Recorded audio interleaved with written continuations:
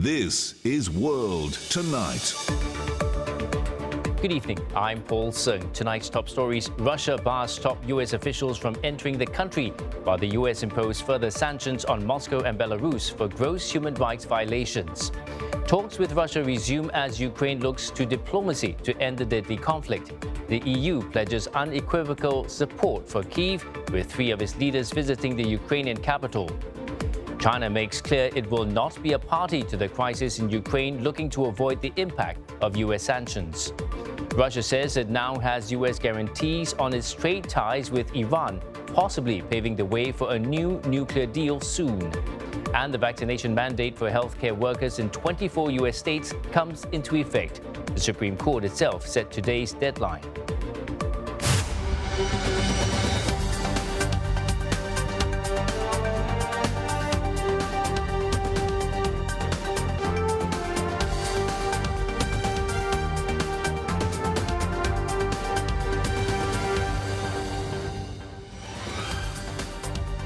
I'm Elizabeth Neo. Also tonight, lockdowns and curbs return across China as coronavirus infections reach their highest level since Wuhan 2 years ago.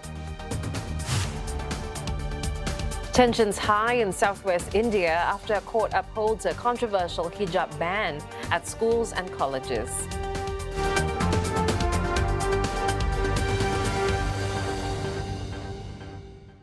Fresh sanctions from the US and Russia as fighting intensifies in Ukraine.